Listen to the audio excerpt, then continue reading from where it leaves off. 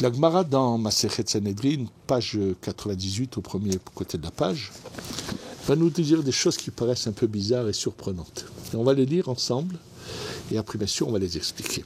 Amar Rabbi Hanina, Rabbi Hanina nous enseigne, En ben David ba, at shivakshu, shitbakesh dag lachole, velo yibatse. Le Mashiach ne viendra que au moment où on cherchera un poisson pour un malade et on ne le trouvera pas. Bien sûr, c'est surprenant. Qu'est-ce que cela veut dire? Et ensuite, un peu plus loin, ils emmènent des versets à chaque fois pour prouver ce qu'ils disent. Hein. Deuxième parole. Amar Rabbi Hama bar Hanina, En ben David ba, Achitichle malchut hazola mi Israël. Le Mashiach ne viendra que lorsque des dirigeants à 4 sous, c'est un peu ça ce que ça veut dire, c'est-à-dire des dirigeants de basse classe ordinaire seront exterminés, ils ne seront plus là. C'est le troisième dicton. Amar Ze'e Amar Rabbi Hanina, lui dit autre chose. En ben David ba achichlu gasser roi Misraël. Jusqu'à qu'on ils seront détruits les orgueilleux, les gens qui sont osés. Gasroir, c'est quelqu'un qui est pas seulement orgueilleux, mais qui est osé aussi. C'est le troisième. Quatrième. Rabbi Elazar bar Rabbi Shimon, En ben David ba, là il nous dit quelque chose de très surprenant, que Ben David ne peut venir que Achichlu, Kol Shoftim ve Shotrim. Donc on n'aura plus de juges ni de policiers. Et là c'est surprenant. Alors on va continuer, le cinquième. C'est autre chose. Et là, on va voir quelle est la suite de cela. Amaoula, en Yerushalmi Mivdet, et là, Bitzdaka. Sheneemar, Tziyun Bamishpati Pade, Veshavea Bitzdaka.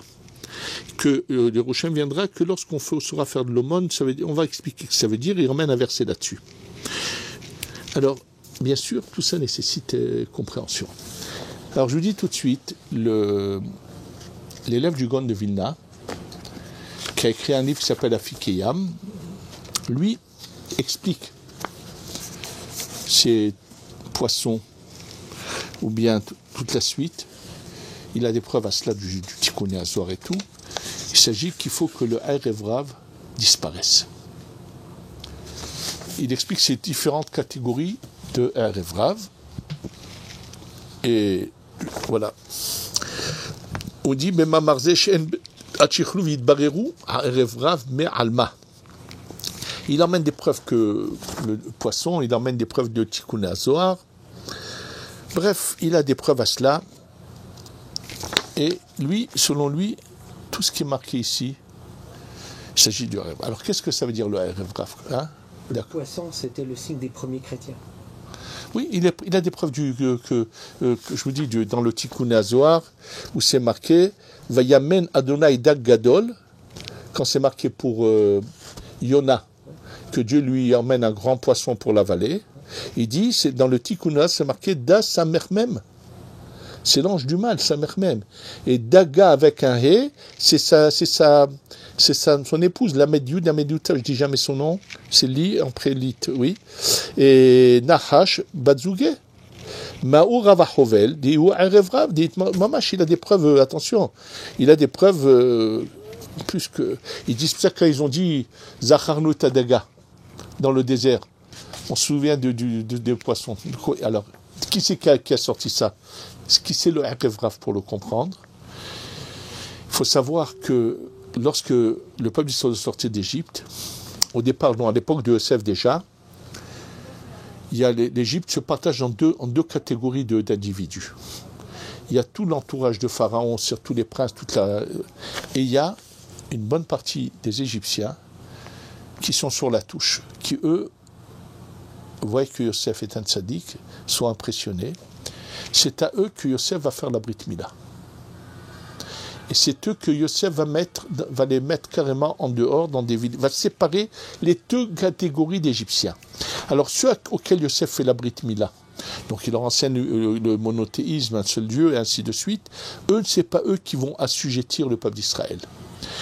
Le pharaon voit ça et se dit on va devenir minoritaire, puisqu'une partie des Égyptiens sont passés de l'autre côté. Et donc, après la mort de Yosef, pharaon dit on va détruire le peuple d'Israël. Automatiquement, ces Égyptiens vont revenir. Ils vont devenir des Égyptiens comme nous. Et finalement, ce n'est pas le cas. Maintenant, quand Akadosh Baruch Hu demande à Moshe de faire sortir le peuple d'Israël, Moshe, pour des raisons que la Kabbalah nous explique, veut également sauver ces Égyptiens. C'est eux qu'on appelle le Erev Rav. Il fait sortir ces Égyptiens avec le peuple d'Israël. Sachez que finalement, aucun d'entre eux ne va rentrer en Eretz Israël. Ils vont tous mourir dans le désert. Mais c'est eux qui ont fait le veau d'or. C'est la tête de ces Égyptiens qui vont faire le veau d'or. C'est à chaque fois que le mot Am dans la Torah, on fait allusion à eux, c'est eux qui vont provoquer toutes les catastrophes.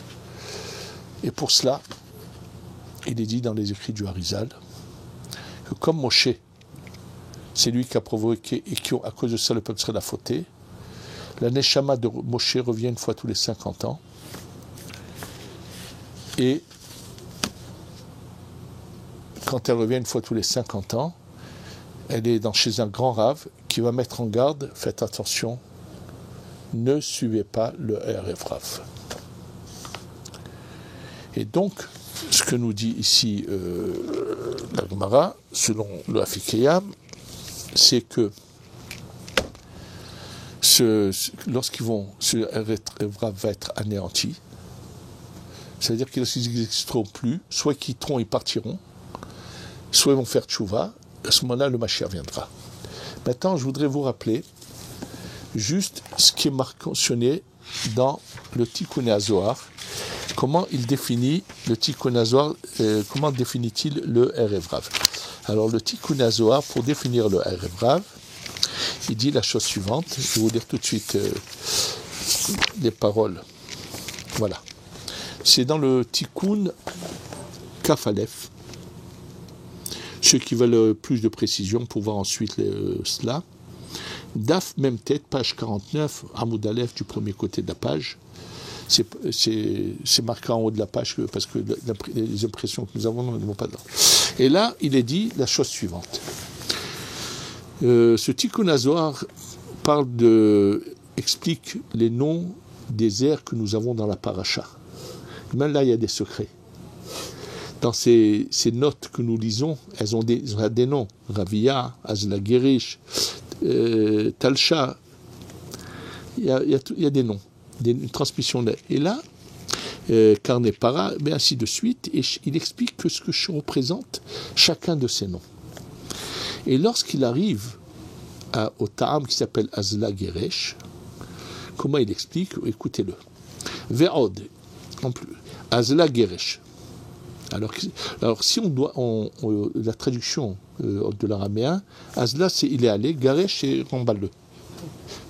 Ouais. Les Garesh, oui, mais c'est comme en hébreu. Et Azla c'est aller. Shechinta Amrat Lekutsha Beruchu. Je vous ai dit tout à l'heure dans un des cours, dans un cours précédent, j'ai expliqué qu'il y a la Shechina et il y a Kadosh Baruch Hu, Tiferet u'Malchut. Et là, la Shechina qui a souffert le plus dans le Galout, au moment de la Géoula, de la délivrance, elle s'adresse à Kadosh Baruch Hu. Qu'est-ce qu'elle lui dit? Elle utilise le verset qu'a utilisé Sarah pour qu'on envoie Agar. Qu'est-ce qui est marqué dans ce verset? Garesh Ha'ma'azot ve'edbena. Quand Sarah dit à Abraham, renvoie Agar et son fils. Bon, mais ça c'était à l'époque de Sarah avec Agar et Ishmaël. Alors maintenant, comment utiliser ce passouk? La Torah existe à tout moment. Ça veut dire que c'est un message qui est valable. Ce passouk est valable au moment de la Géoula. Il explique. Il l'aine à Erev Rav. À quoi fait allusion la Shechina au Erev Rav? Et comment on les reconnaît? Des Gershuni, ils m'ont renvoyé, ils m'ont empêché, mais histapeyach ben ahalat Adonai. Il y a dans un passouk dans le Tanakh où Shmuel Aleph, dans chapitre 26, Passou 19, c'est David qui se plaint, qu'on m'a empêché d'être dans la parcelle divine de Dieu. Ça veut dire on m'empêche de vivre dans l'Eretz Israël. Et là, c'est de ça qu'elle se plaint, la Shekhinah, de ceux qui veulent empêcher le peuple d'Israël d'être en Eretz Israël. Ça, bien sûr, ça englobe toute cette partie de la gauche, et des Netoré Karta, et de certains Satmers. Ça veut dire que l'apparence ne veut rien dire du tout. Sachez que les Netoré Karta sont du Er et Vrav. C'est pour ça qu'ils vont manifester avec les Arabes, ils sont du côté des Arabes. C'est pas par hasard qu'on parle ici de Agar et Ishmaël. Ça veut dire ceux qui vont s'attacher à Ishmaël. C'est qui veut nous empêcher aujourd'hui d'avoir la terre d'Israël? Ce sont les Palestiniens. Alors, ils puisent leur force dans le Arevrav, qui leur donne cette force, et il te dit, qu'est-ce qu'elle va dire la Shekhinah? Gareshlon mina almaden, renvoie-les de ce monde-là, et également du monde prochain, du 7e millénaire, Omer alma de ate. De là, yere lon hulaka im Israël, qui n'est pas de part avec Israël. Donc, c'est la définition du Arevrav ici, de notre époque, est mentionnée dans ce que je vous l'ai dit, Tikkun HaZohar. Et pas seulement, je vais vous dire une chose, il n'y a pas que eux.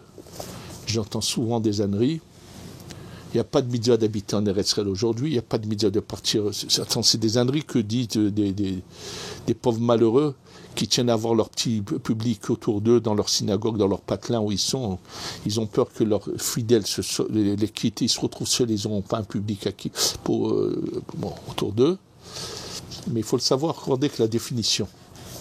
Et bon, en tous les cas, donc selon le Afikeyam. Et je voudrais vous rajouter, moi, une explication sur la deuxième partie de ce qu'on vient de lire. En fait, à quoi sert un juge et la police? C'est pour faire la justice, et la police pour faire respecter l'ordre.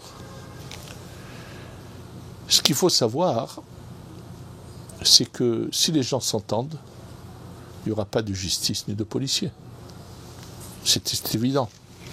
Qu'est-ce qu'il est dit après qu'il n'y ait plus de juges et de policiers? Il est dit que, juste après, à Maroula, Eni Yerushalmi Vdet, Yerushalmi est racheté, que par la Tzedaka. Alors sachez que dans la Gemara, dans Masechet Baba Metzia, il est dit, je vous préfère vous lire le texte à l'intérieur, le voilà, Baba Metzia, je vais tout de suite vous lire les mots dans le texte. Voilà, ici.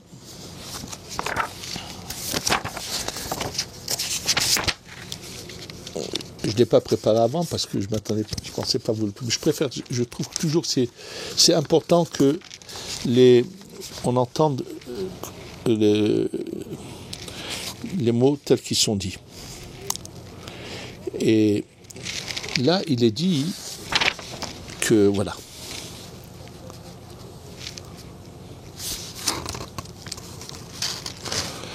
Il dit que Yerushalayim n'a été détruite parce que c'est Rabbi Yochanan, voilà.